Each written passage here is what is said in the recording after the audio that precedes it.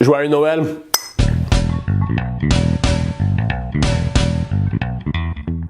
Bon, là je vous entends dire, Jake, pourquoi tu me souhaites Joyeux Noël? On est juste en novembre. Ben, parce que je figure que par maintenant, je suis probablement pas le premier à vous le souhaiter.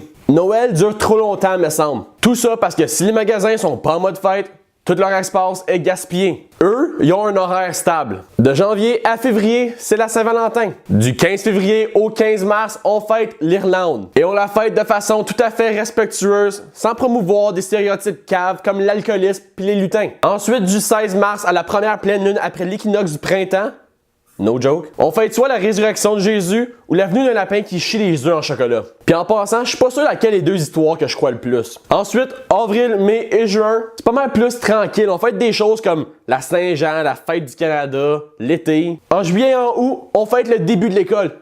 Même si on vient de commencer l'été. Ensuite arrive septembre, on fête la fête du drapeau franco. Elle est bonne. C'est une joke. On est bien trop occupé à fêter l'arrivée du Pumpkin Spice Latte, l'Halloween puis l'Action de grâce. Puis de l'Halloween, on va directement à Noël. Puis ça recommence. C'est un horaire sans faille.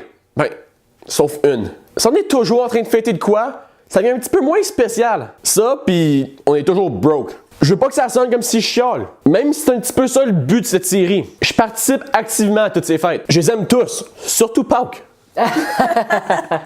Pâques, ça suce.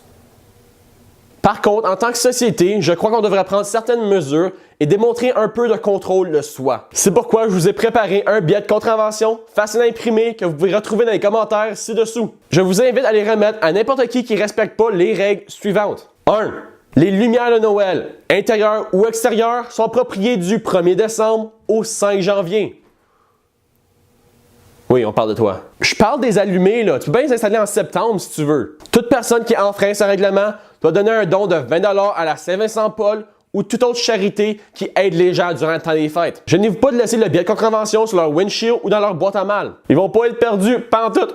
2. La musique de Noël peut commencer à jouer sur une base volontaire à partir du 15 novembre. Vous n'êtes pas responsable des décisions prises par les directeurs de radio, mais vous êtes en plein contrôle de votre iPod. Pour toute chanson de Noël que vous faites jouer avant le 15 novembre, vous devez écouter 5 minutes de bruit d'Halloween pour compenser. C'est techniquement plus approprié que la musique de Noël avant le 15 novembre. 3. Le eggnog, c'est dégueulasse. Si t'en en bois, peu importe la date, t'as pas de contravention. Le mal de ventre qui va s'en suivre est une pénitence suffisante. Enjoy! 4. Les chandails laits de Noël qu'on porte avec ironie, c'est une mode dépassée. Pour moi, la seconde que les secrétaires et les matantes font un party avec un thème, ce thème devient dépassé. Donc, si tu portes un chandail lait de Noël, tu devrais aller prendre ta photo de passeport avec pour vraiment immortaliser le moment. Oublie pas de pas sourire. Quoique avec un gilet lait, ça devrait pas être un problème de pas avoir du plaisir. Et finalement, 5. Si quelqu'un te dit Joyeux Noël avant le 1er décembre, tu as le droit de lui répondre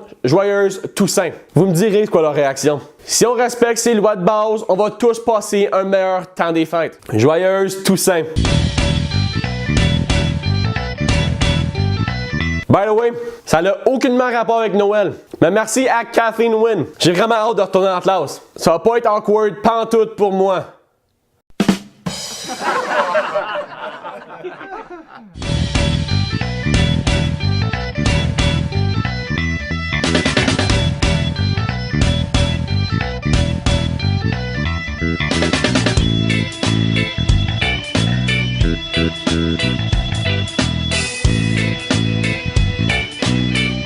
Thank you.